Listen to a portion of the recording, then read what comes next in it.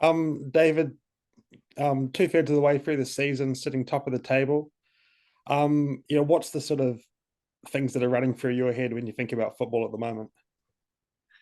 Just enjoy it. Just enjoy the ride. I've been in these positions before, in terms of doing well in seasons in clubs that I've been at, and you just enjoy being with the people that's working hard, and the staff, everyone that's putting things together each week and trying to win football matches. And I think that's part of the process. And the like you just spoke to Isaac there, those young lads as well, keeping them going each week, and just enjoying every moment.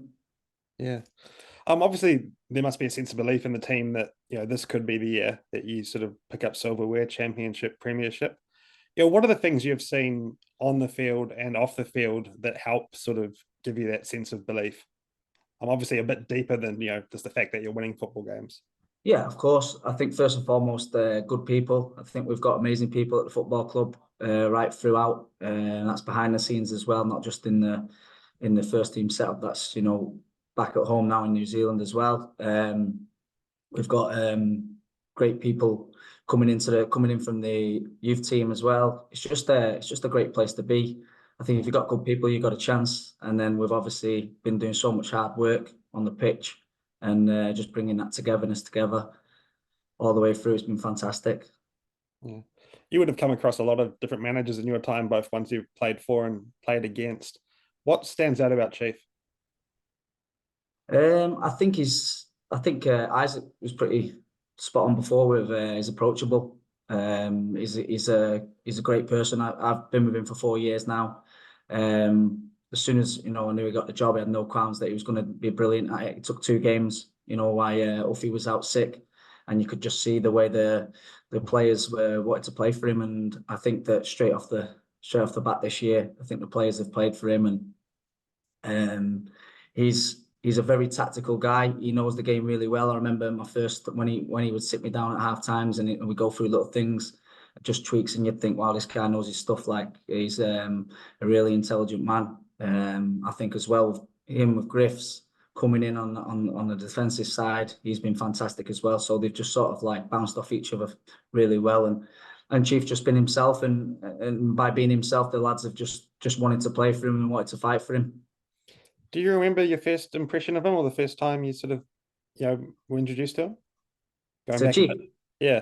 Going back a bit. um, yeah, no, he was just this, he's obviously just a likable character straight away, and his big smile, and he was fantastic. He did a lot of I think scouting on me, so watched a lot of my games and stuff like that. So he knew a lot about me first and foremost, and that's good as a player, to know that they've actually done your homework on what you are as a person and a player. And no, it was just a really genuine person from day one.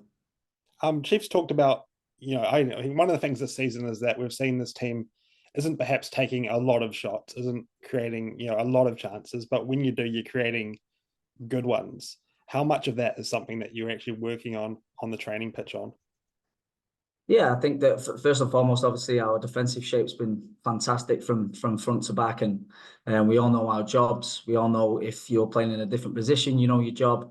And I think that on the counter attack, when we do get in them positions, we know our players. I think that's been the biggest thing. I think we know from each other what we need in that moment, and if that means putting the ball in behind for Costa, who's making great runs, Oldie, myself, dribbling or getting out and playing balls forward.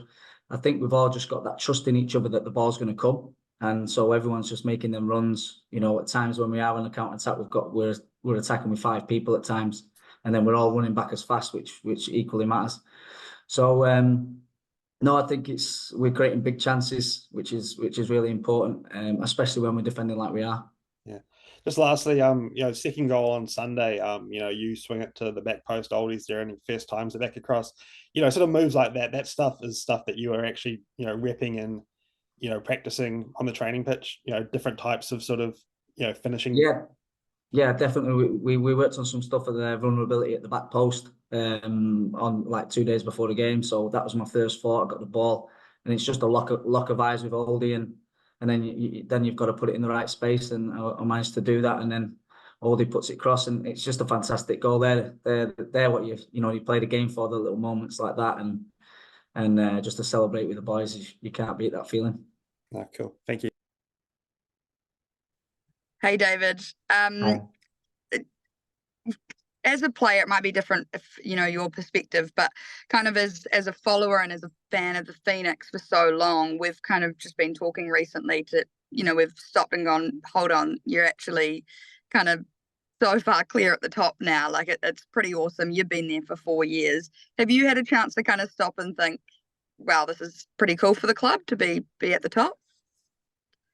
Yeah, I think that goes back to, like I said, all the hard work, the people behind the scenes, from top to bottom of the club, the stuff that the work's been going on in the academy. You look at all the academy coming through, and we've got for the last 4 years since I've been here, we've got an amazing core group of lads that have understood how to win games, but also bring through those young lads coming up and give them an opportunity and feel free to express themselves. And I think that's been the message for the last 4 or 5 years. And you're starting to see now, you're starting to see oldies, Finns, people like that who've been around it for 3 years. They're starting to have that sort of breakout season. And then you've got the young lads pushing again. The Oscar they're pushing, like you've got Supix and people like that, Gabby coming through, that are then pushing the next, like the Van Hattens, and it just makes it bold.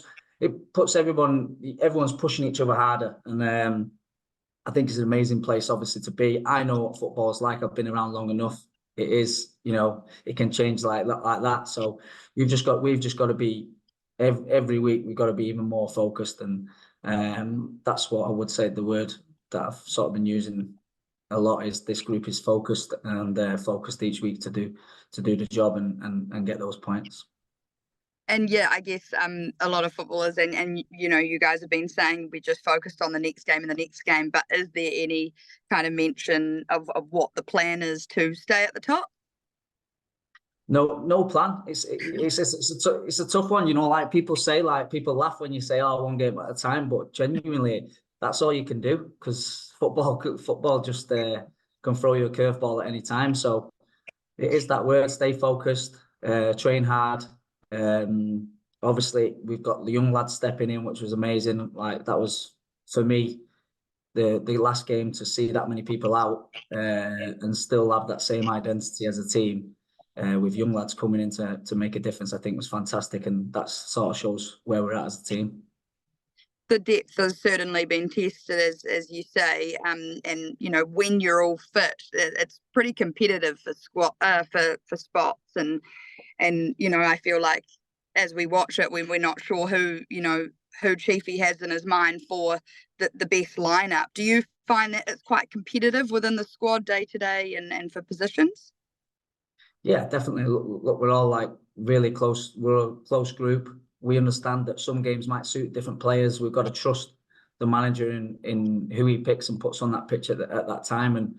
And competition is fantastic for training, for everything. That means that everyone's on the top level of the game, and they have to be to play and to stay into the team. So for me, it's a great environment when you've got that, but also it's not about the you, it's about the we, the collective, and I think that's the fantastic thing. People, you're allowed to be down that you're not going to play, but they're equally like understandable of this is the right thing for the team at this moment in time, and you've got to be ready when you've got to be called upon. And I think we've got that really well this year.